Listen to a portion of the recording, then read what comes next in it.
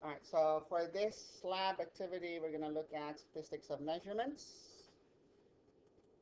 And these are the things you'll be expected to learn. Okay, we're going to be using Excel a lot to facilitate data manipulation and analysis of laboratory data. So specifically, the things you'll be expected to learn how to do in Excel would be to calculate the mean, easily calculate the mean, the standard deviation of the mean, and confidence intervals for a small sample. Okay, so if you have a few trials when you do an experiment. Then we're going to re-examine the normal distribution. That's the Gaussian. You've seen that in your activity on the Gaussian function. That's basically a Gaussian function where the area under the curve is 1, right? And we're going to try to relate features of that distribution to the mean and the standard deviation. And you sort of did an exploration of that in that last activity when we looked at the Gaussian functions.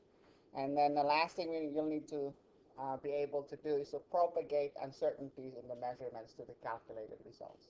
So when you do a lab report in this lab, all your measurements, you have to be done multiple trials, so you'll have to report an uncertainty, and anything calculated from those measurements need to have an uncertainty associated with them as well, and they need to be reported. So you would have to report a something plus or minus something. Okay? So we will look at how we can propagate uncertainties. We've seen some of this already in your quant lab, so we're just going to, a lot of this to a certain extent will be a review. Okay, and then there's a few that you probably haven't encountered, so we're going to go through them. Right, so to assess the accuracy and precision of measurement, that's the first thing we need to do. Okay, so in scientific work, it is important to do replicate measurements. What does doing replicate measurement mean? Doing multiple trials of the same experiment. Okay, so our best estimate of whatever it is we're trying to measure is the mean or the average of the values obtained from the multiple trials. The mean for n trials will just be calculated by adding up all the values and dividing by n the number of trials. You know that already. So we're going to try to do that in Excel, okay, using these data right here. So we're going to enter these in Excel. So let me bring up an Excel spreadsheet, okay, and let me shrink this a little bit. So just follow along. So we're going to do this in column A.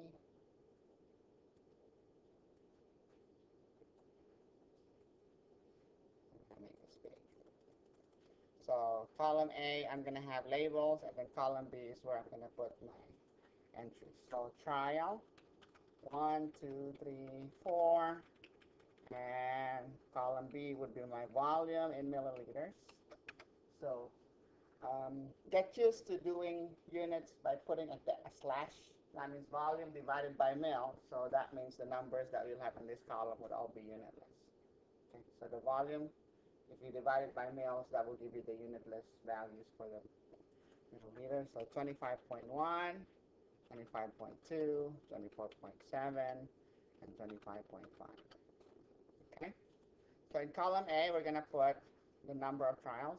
To change this column width, you just hover over the boundary between A and B, and by moving that, by dragging the mouse over there, it allows you to adjust the size of your column. Okay, when you see that icon right there, that symbol, the double-headed arrow. Okay, so now I'm going to try put number of trials here. Sorry.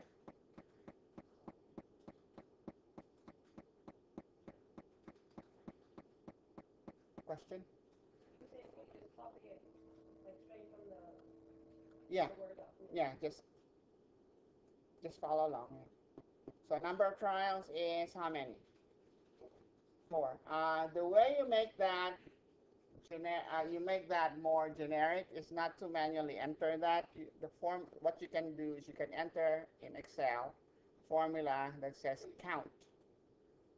Okay, right here. equals count, and then specify the block that you want to count. So when I do that right here, oops, that one, I'm just going to say equals count, and then I'm going to highlight the cells that have my data. So count from B2 to B5, that's, you can see there's 4 entries there. The nice thing about that is if you change your mind later and you decided to add more trials, you can just insert rows right here. Okay, let's say you have 25.6, 25.9. You can see it automatically updates it for you. You don't have to worry about manually updating it. Okay, so let me just get rid of this. Delete. You have to type the equals first and then count. The word count and then open parenthesis and then highlight the cell, the block that you want to count.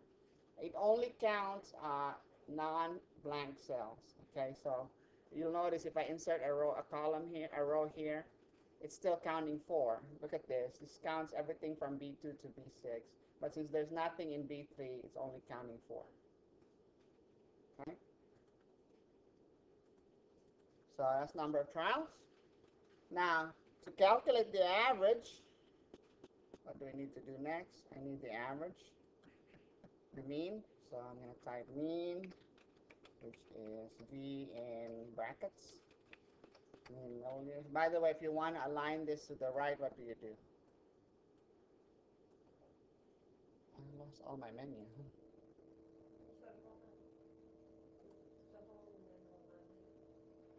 Ah, okay. So you just this right here, align right text. I will just align it to the right side of your. Okay. So how do you calculate the mean? You can use sum divided by the count, or you can just say average. You can just type the word average equals average, open parenthesis, and then highlight the cells. So that's the mean from. So this is the mean of the entries in cells B2 to B5. What do you think will happen if I were to insert a cell here? Mean is still the same, right? It's still 21. That's because I did not enter a number there. It doesn't take it as 0. Look, if I put a 0 there, the mean has changed. Okay, so it will only calculate the mean of the non-blank entries, the entries that are not blank. So that's your mean.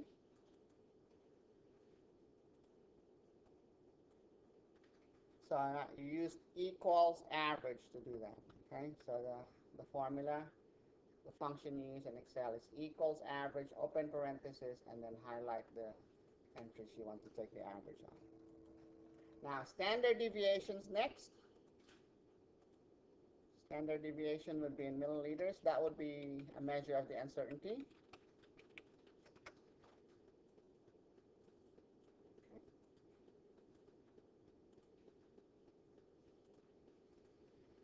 How do you get the standard deviation? Well, you've learned from your earlier courses what you have to do. Get the mean, calculate the deviation, subtract the mean from each value, square each of those deviations, add them all up, divide by n minus 1, take the square, right? You've done that lots of times already, so now you have a license to just use one function in Excel to do it. Equals STDEV, standard deviation, open parenthesis, and then highlight the cells. STDEV gives you the standard deviation, and so that's 0.3304. Okay? Now, typically when you're doing standard deviation, you really don't want to report more than 2 significant digits. So actually, the only significant digit there is the first non-zero digit. Although it's customary to add an extra digit after that, just especially when you're reporting your measurements or when you want to carry it over for further calculations. Okay, so, or if the number is the first digit's a 1 or a 2, it's customary to keep an extra digit after that. So since the first digit here is a 3, we can just keep that last digit, that first non-zero digit as the digit to report. So when you format this, how do I get to format? Right click, format cells, and I just want one decimal place. So my number, I want it to have one decimal point. Well, let's just have two. Okay. You can have one or two. One. You can either stop at the first non-zero digit, which is in this case the first decimal place, or one place beyond that. Okay. And so that's how you calculate your standard deviation. That's a measure of the uncertainty, as you've already learned, a measure of the spread, right? So, okay.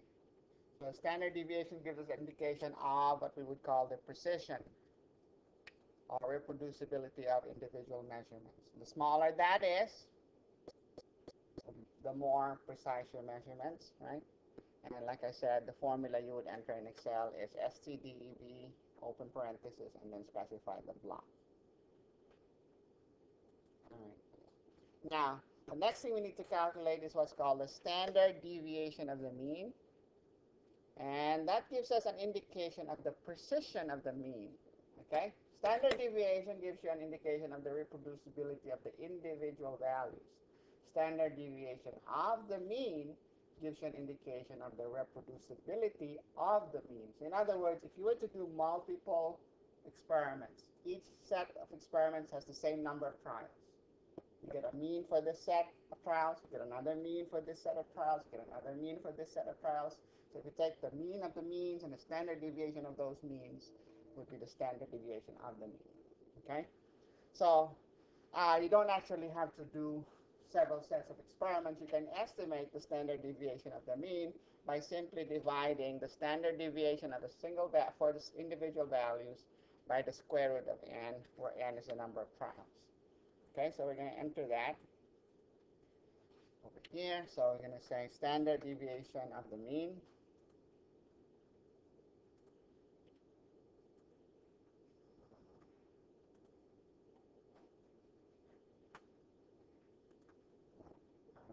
Which row are we supposed to be in? Right here. Standard deviation of the mean would be this next row. Standard deviation of the mean.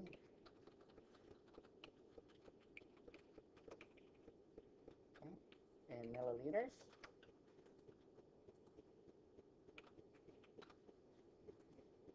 Excel doesn't like it when you don't capitalize after a period. So what do you do here? You say equals the standard deviation. What's the standard deviation? You can just point to the standard deviation. Right? Divided by square root. How do you do square root in Excel? SQRT, open parenthesis. And what's the number of trials? 4, but you don't enter 4 here because you might change it later. So you just square it off B6. Because if you make adjustments later, then that's one less thing you have to fix. Question? Yeah. Basically, it makes automatic adjustments for you. So square root of B6. So that's a standard deviation of the mean. Okay? And just like standard deviation, it's customary to just format that to 2 decimal places at the most. One digit past the first non-zero digit at the most. 2 sig figs in a way. Okay?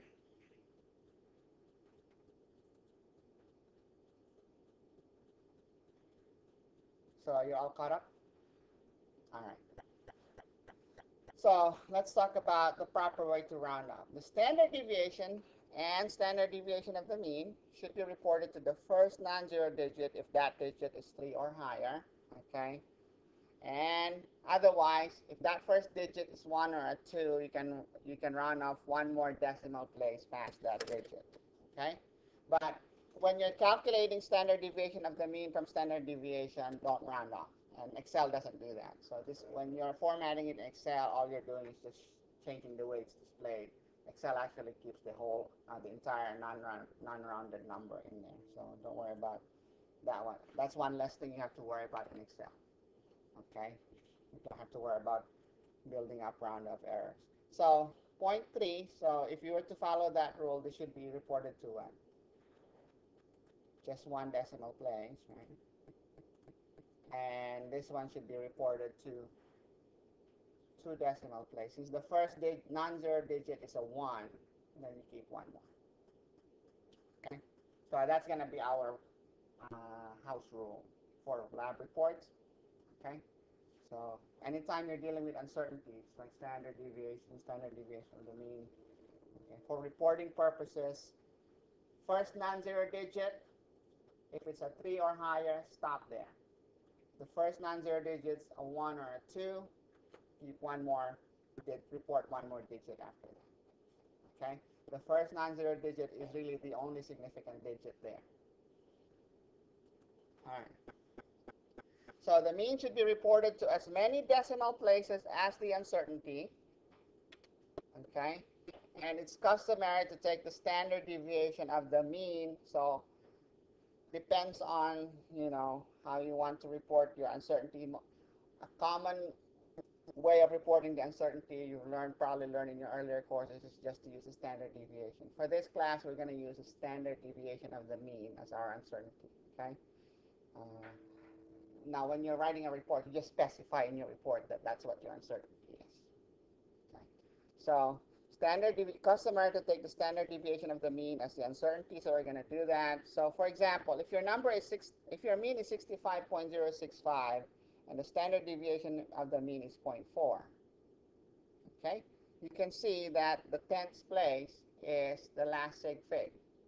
So that's the first non-zero digit in your uncertainty is the location of your last sig fig. So your last sig fig here is in the 10th place. So this should be reported as 65.1 plus or minus 0.4. Okay? So the last significant digit in the properly reported measurement reflects the magnitude of the uncertainty. So what would it be for in the case of what we have here? How should I report this?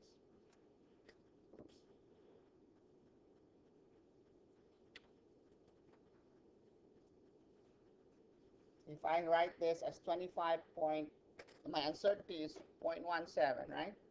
So I should report that as 25 point plus or minus 0.17. So I should report that as 25.1 1, 2, 1, 3, 1, 2, okay? Round to the nearest even.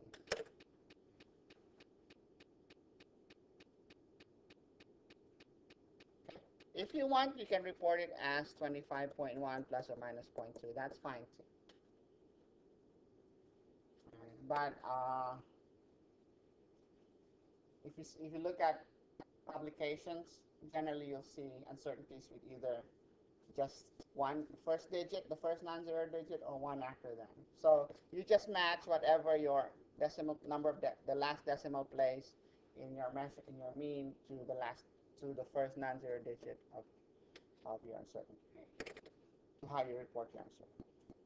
Okay.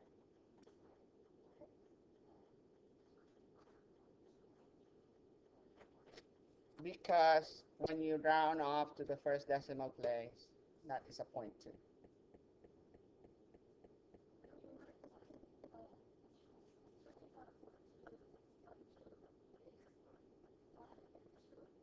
Because you stop at the second decimal place, you stop at the second decimal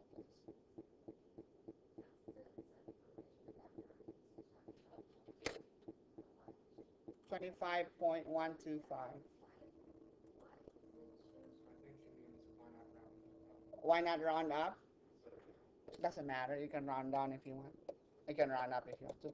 You mean 25.13? That's fine. We're dropping exactly 5, and the common rule is if it's exactly 5, you round to the nearest even. Okay, since the nearest even is a 2, so you round. So if it was like 25.135, that becomes 25.14. Okay, if it's 25.145, and that's still 25.14. But the point is this. That last digit, you're not sure about that anyway. That's the whole idea behind sig figs. It doesn't matter. Okay? That's the whole idea behind significant digits anyway. You're not certain. Yes? Okay, if you reported the uncertainty to 0.2, you thought if it was less 3, you should have Yeah. It's really okay, but just for consistency for our lab reports, let's just go with the first one. This one. Yeah. Okay.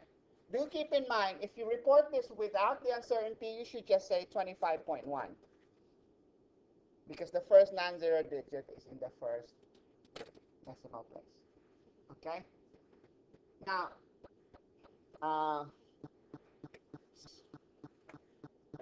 there's really I haven't really gotten any, what's the word? Definitive, authoritative rule for this. If you read different books, you get different rules. Okay. So, but it really boils down to the idea that last digit right there, you're really uncertain about it anyway. So, there's some flexibility there.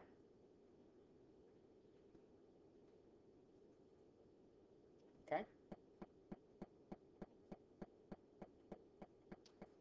So for our purposes, let's just follow our rule is going to be if the uncertainty is the first non-zero digit in the uncertainty is a 1 or a 2, keep one more digit. If the first non-zero digit is a 3 or higher, just keep that digit and stop there. Okay.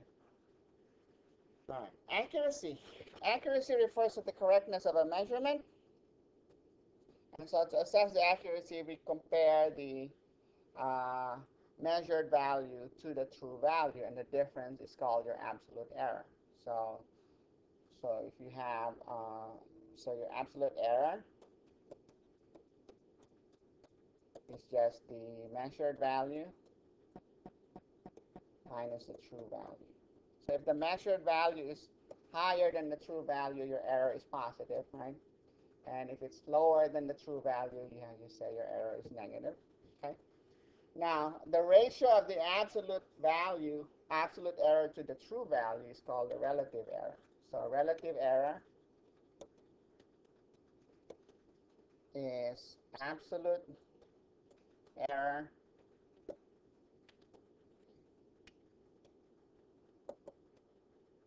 over the true value.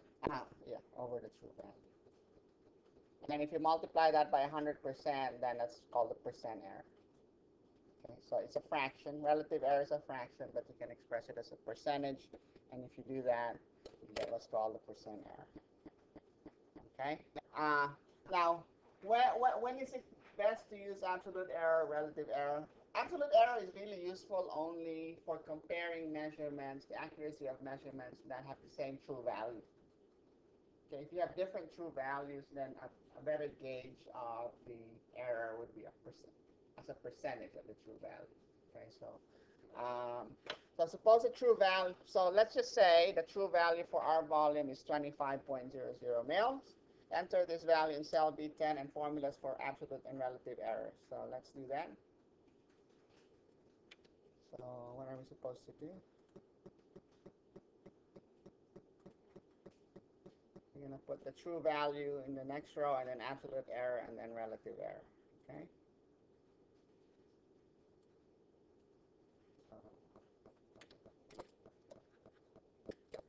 Let's say true value. Let's say it's 25 mils.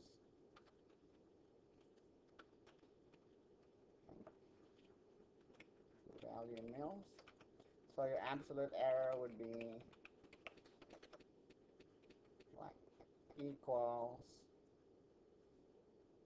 the mean value, which is what would be your measured value minus the true value. That's 0.125. Okay. And what would be your percent error or relative error?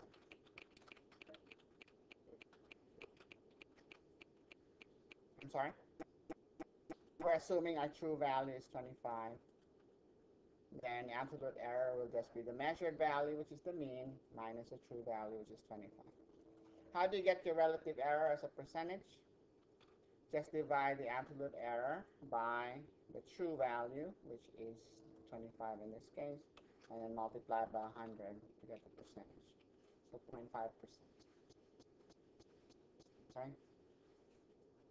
Now, how many sig figs should you keep for relative errors? You really should keep only one or two, okay? Because remember, your uncertainty, okay, is really just one digit, one significant digit. Okay? So when you're doing relative errors, you can do at the most two sig figs. Okay, so if you want to make this two sig figs, you can say two decimal places there, 0.5% error. Okay.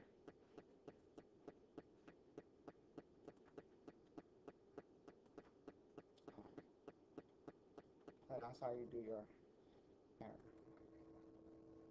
Let's talk about confidence intervals now. Okay. Confidence intervals are often used to describe precision. The confidence interval for individual measurements is calculated by multiplying the standard deviation by a confidence factor t. Okay? The confidence interval of the mean is obtained by multiplying the standard deviation of the mean by that same confidence factor t. So how do we determine this confidence factor? It depends on what we call the degrees of freedom, which is just n minus 1. Okay? And the desired level of confidence, which we're going to write p here, expressed as a fraction. Okay. You can look up the t values from statistical tables. That's called a student's t distribution. Okay. And if you don't have access to that table, hard copy of those tables, statistical tables, you can easily do that in Excel now. So all you have to do in Excel is determine the confidence factor by using this formula. Use this function t inverse, so TINV, and then enter 1 minus p, where p is your desired confidence. Like I say, if I want 99% confidence, then what's my p? 0.99. If I want 60% confidence, what's my p? 0.6. Okay? And 1 minus p is going to be 0.4. And then here is the degrees of freedom, n minus 1. Okay, so you have to actually enter the values of 1 minus p and n minus 1, or a formula that refers to the cell where these values are located. Okay, so let's calculate, for example, let's focus now on just getting the t values. Okay, let's say you want n equals 3. You did 3 trials. Okay, and you want to know what's the t value for 99.7% confidence. What would you do? What would you enter? I'm going to do, okay, let me make a table here. Okay, so confidence level is 0.99, so this is going to be my p, right? 0.997. And for n equals 3, what's my t value here? I'm going to say equals t inverse, TINV, open parenthesis. The probability or confidence level I want is 0.997, right? Actually, it's 1 minus p. I have to enter 1 minus p there. Okay, and degrees of freedom is n minus 1, so in this case, 2. Okay.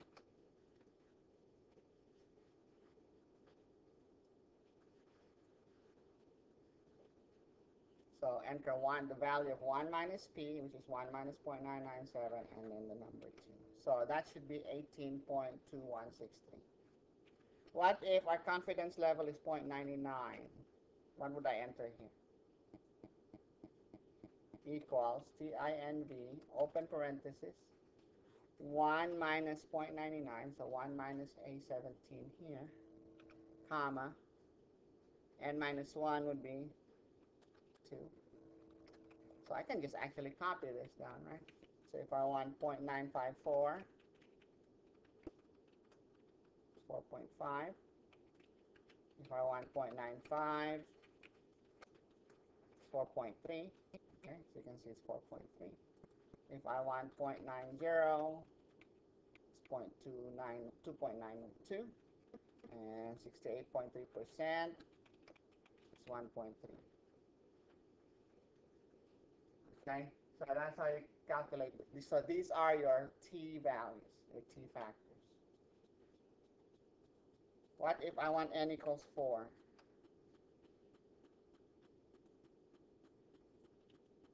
What do I do? Equals TINV, open parenthesis, 1 minus A16, which is 0.997, comma, and then n minus 3 in this case will be 3. And that should be 8.89. Copy that down. So these are my t factors. Okay? So I'll let you finish that up. I'm going to pause. Do n equals 4, n equals 5, and n is very large.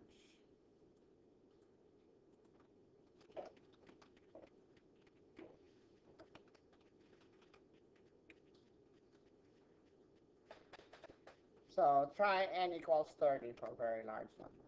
Okay? And let's see what numbers you get. Or let's do n equals 50. Make it really big.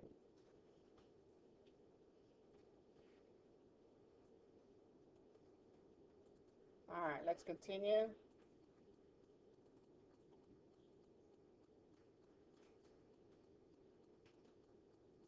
Okay. So we're going to add to our spreadsheet now, rows 13 through 16, degrees of freedom for a particular data set, the example we're using, and then we're going to calculate the t-value for that for 99% confidence, okay? And then we're going to enter the confidence interval for a single measurement and the confidence interval for the mean, okay? So let's do that. So I need to insert some rows here. So what do I need to do here? Row 13, degrees of freedom. This is just n minus 1, right? What is that? Degrees of freedom. It's going to be equal to number of trials minus 1. 3. Okay. And what is the next row?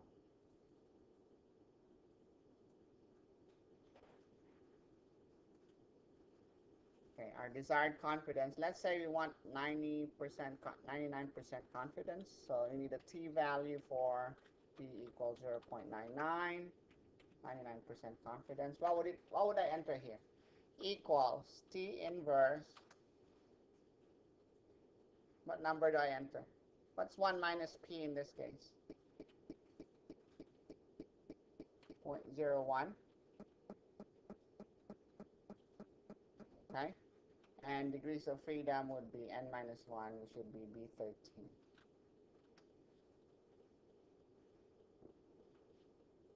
Okay.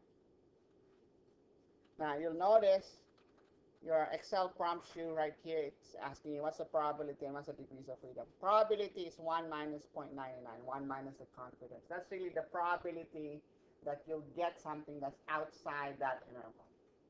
Okay, so that would be the interpretation of that. So 0.01% chance, less than 1% chance it will be outside that interval. So 5.84 is my t-value for this. And so my 99% confidence interval would be what?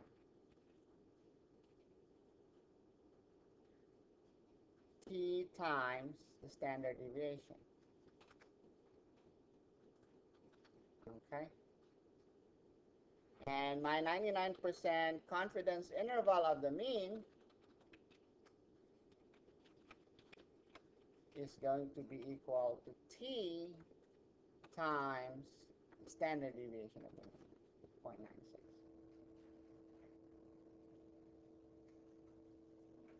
Okay?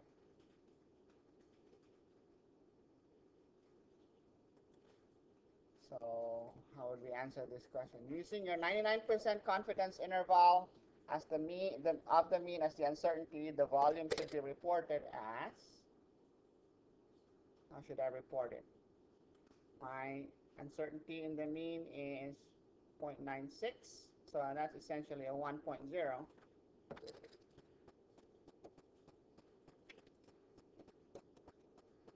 And what was my mean? My mean is 25.125, so I have to round that off to 25.1.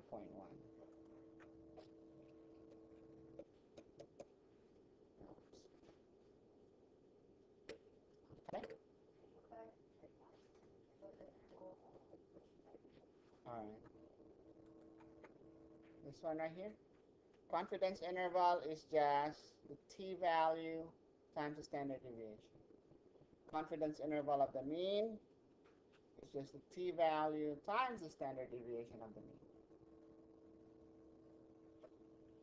And 0.96 is essentially 1.0.